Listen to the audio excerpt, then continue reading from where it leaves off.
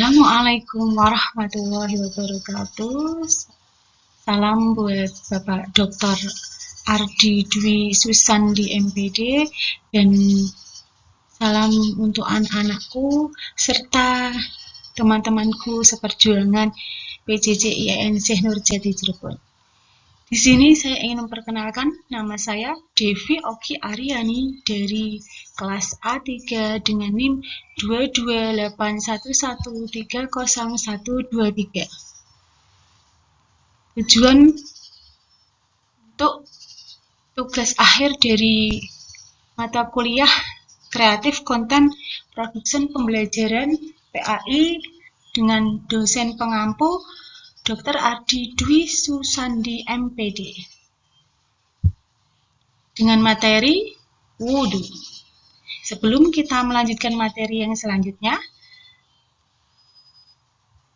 jangan lupa like, share, and subscribe.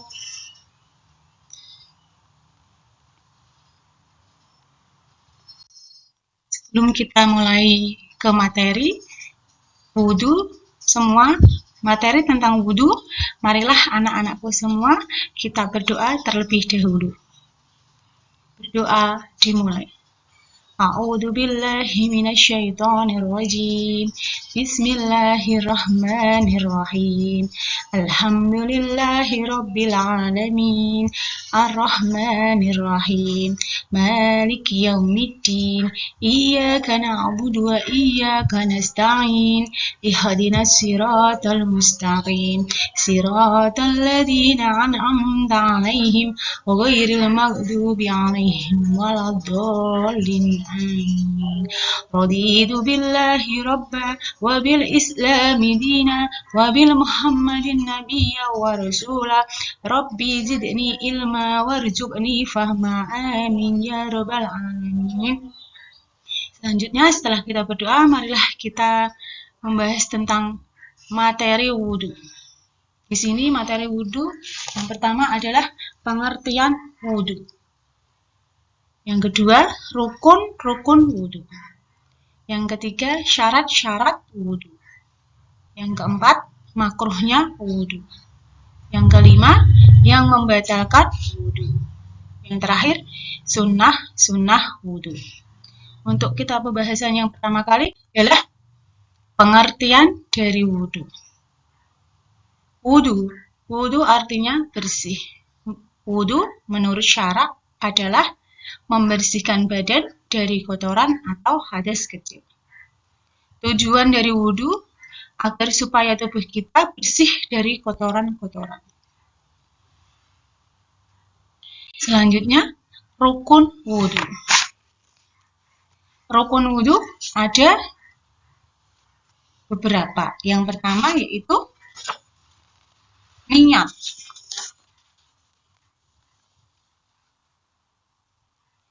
Niat hukumnya wajib, sedangkan mengucapkan niat hukumnya sunnah dalam mazhab Syafi'i. Niat di dalam hati di saat dimulai membasuh wajah. Untuk doa niatnya ketika wudhu, Bismillahirrahmanirrahim. Nawaitul wudu'a li rafa'il asghari fardolillahi ta'ala. Saya niat wudhu menghilangkan hadas kecil karena Allah Ta'ala. La haula wa la quwwata illa billahil aliyul azim. Untuk yang selanjutnya, rukun wudhu yaitu membasuh muka. Membasuh muka dilakukan sampai batasnya tumbuhnya rambut, yaitu dari kening hingga dagu serta batas telinga kanan dan telinga kiri. Untuk rukun wudhu yang selanjutnya yaitu membasuh kedua tangan sampai siku. Membasuh kedua tangan sampai siku. Yang ketiga, mengusap sebagian kepala. Mengusap sebagian kepala dilakukan bagi muslim yang memiliki rambut ataupun yang tidak. Jika memiliki rambut, harus yang berada di lingkar kepala, bahkan bukan rambut yang terjuntai ke bahu atau ke pundak. Yang berikutnya, yang keempat, yang kelima, membasuh kedua kaki sampai mata kaki. Yang terakhir yaitu tertib. Tertib artinya berurutan. Tidak sah jika tidak berurutan. Misalnya, ketika wudhu, setelah berkumur kita langsung membasuh kaki. Berarti itu tidak berurutan dengan rukun wudhu. Setelah membasuh tangan, kita mengusap kepala, tapi tidak langsung membasuh kaki atau membasuh yang lain. Jadi kita harus tertib dalam rukun wudhu. Untuk yang selanjutnya adalah syarat wudhu. Syarat wudhu itu ada banyak. Yang satu, Islam. Pertama, Islam. Yang kedua, tamyiz. Tamyiz adalah cukup umur dan berakal. Tamyiz juga sering yaitu orang yang sudah berusia 7 tahun dan sudah mandiri atau dapat membedakan antara yang baik dengan yang buruk, atau dapat membedakan antara kiri dan kanan, dan lain sebagainya. Yang ketiga, suci dari haid dan nifas bagi kaum wanita. Dan selanjutnya, tidak ada sesuatu yang menghalangi sampainya air pada bagian yang dibasuh. Misalnya ada seseorang yang ingin wudhu, tetapi masih ada lumpur atau sabun yang menempel yang dapat menghalangi, yaitu seperti cat kuku yang tidak bisa menyerap dengan air.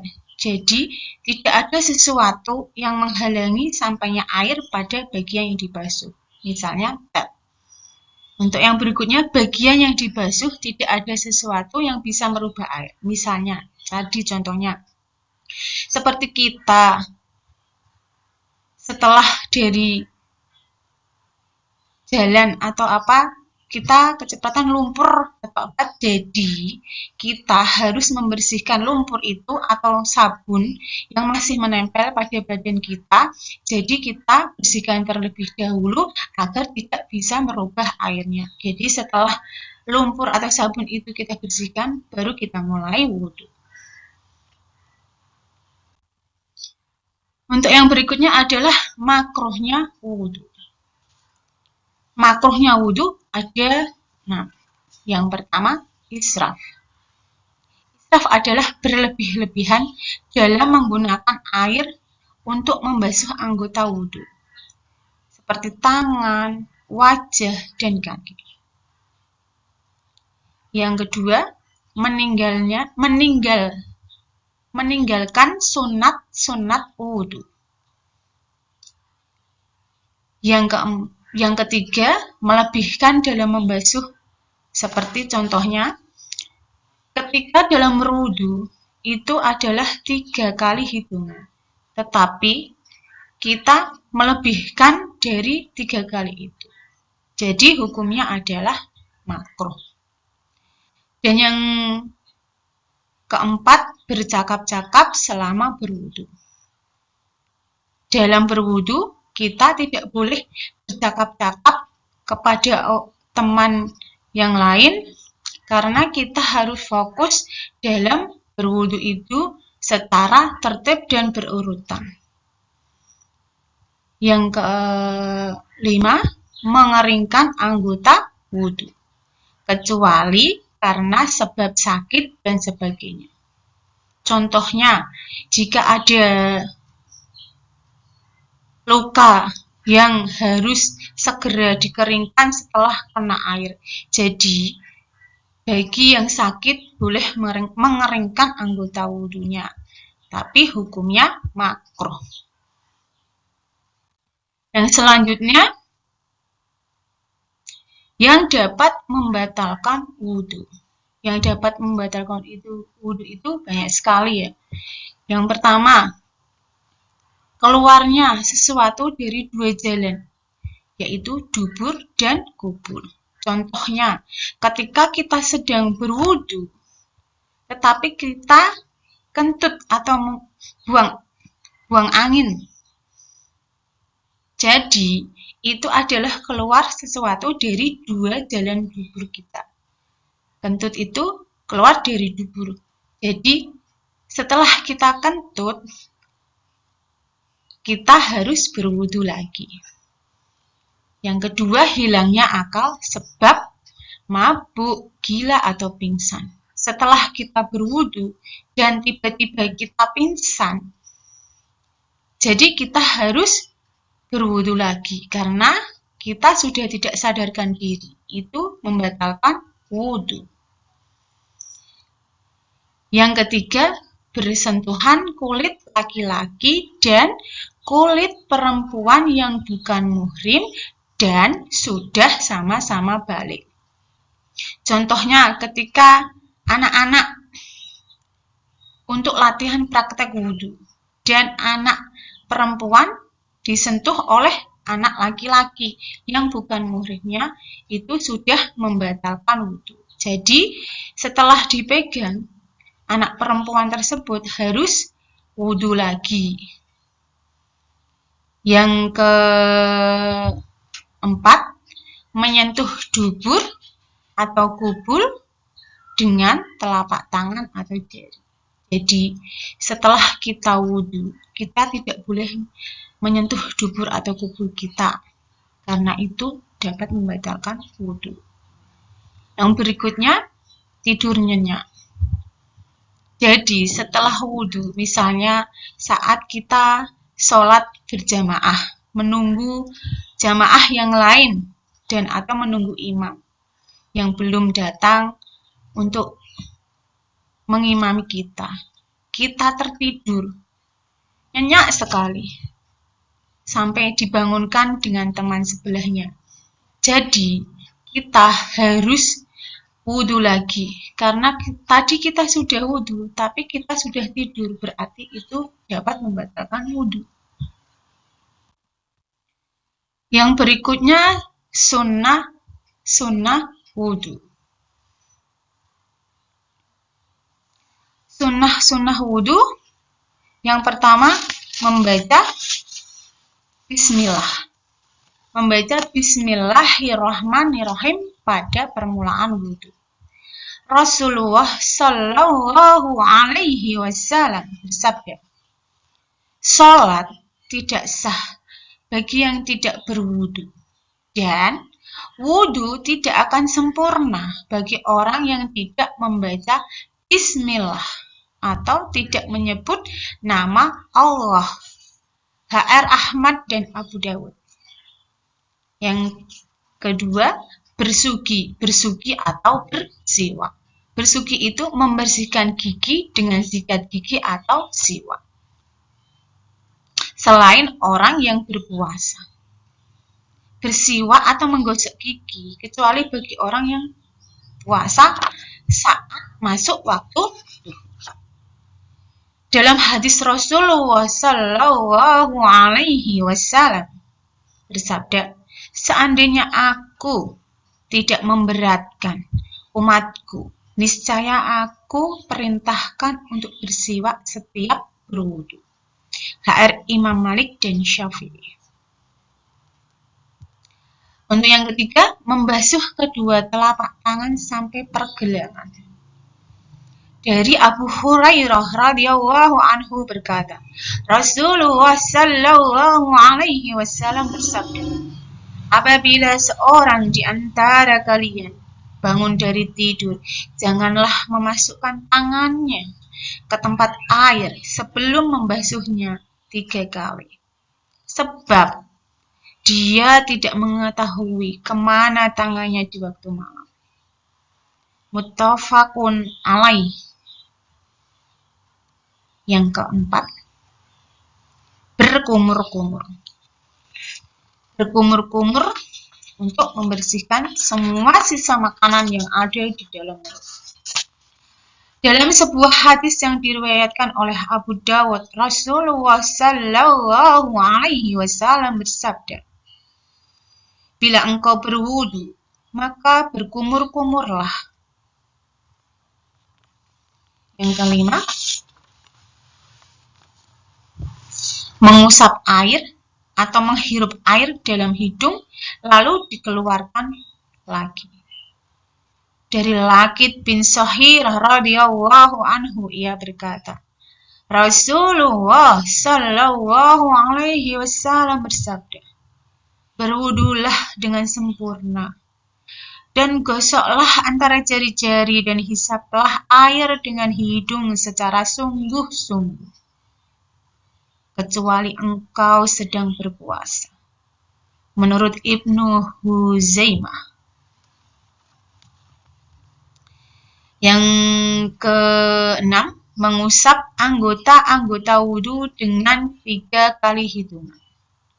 Dalam sunat wudu, kita melakukan mulai dari niat, terus membasuh muka, itu sampai ke membasuh kedua kaki dengan 3 kali hitungan dan tidak boleh berlebih-lebihan. Karena berlebihan menurut makruh wudunya.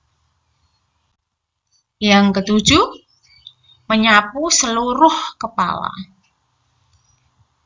Dalam riwayat Bukhari Muslim, mengusap memulai kepala bagian depan dengan kedua tangan sampai pada tengkuk, lantas kembali ke tempat semula.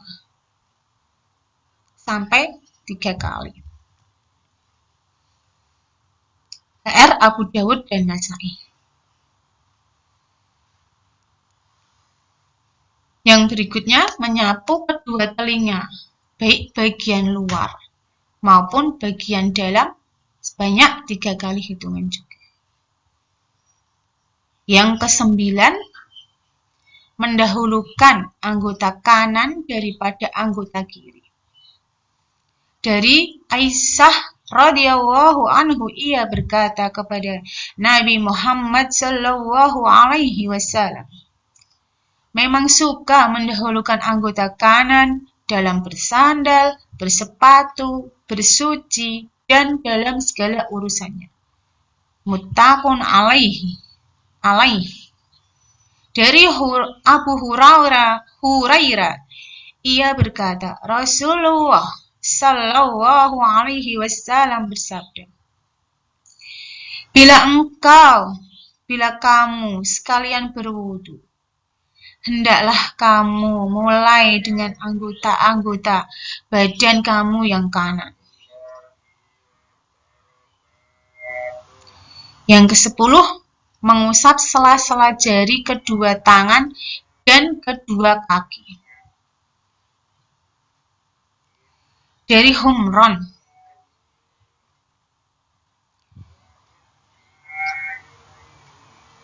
mengusap sela-sela jari atau kedua tangan dan kedua kaki supaya kotoran-kotoran yang ada di sela-sela jari itu menjadi lebih bersih dan suci. Yang ke-11, menjaga supaya percikan air itu jangan kembali kepada badan. Misalnya, saat membasuh muka, jangan dimuncratkan dengan keras, tapi secara halus, agar percikan itu tidak kembali kepada badan kita. Yang ke-12, berturut-turut. Berturut-turut artinya tidak berselang atau tidak berhenti dalam waktu yang lama. Yang ke-13 yang terakhir adalah membaca doa sesudah wudhu. Jadi setelah kita melaksanakan semua syarat, rukun, dan sunat-sunatnya wudhu, kita membaca doa sesudah wudhu. Ya anak-anak, sekarang kita belajar bernyanyi sambil niat untuk wudhu. Kita mulai. Kita mulai bernyanyi. Baca bismillah sambil cuci tangan. Kumur-kumur basuh hidung, basuh muka. Tangan sampai ke siku, kepala dan telinga. Terakhir cuci kaki lalu doa. Ya, kita ulangi lagi. Baca bismillah sambil cuci tangan. Kumur-kumur basuh hidung, basuh muka. Tangan sampai ke siku, kepala dan telinga. Terakhir cuci kaki lalu doa. Bismillahirrahmanirrahim. Asyhadu an la ilaha illallah wahdahu la syarikalah wa asyhadu anna Muhammadar Rasulullah. Allahumma ij'alni minat tawabina waj'alni minal mutatahhirina waj'alni min ibadikas sholihin.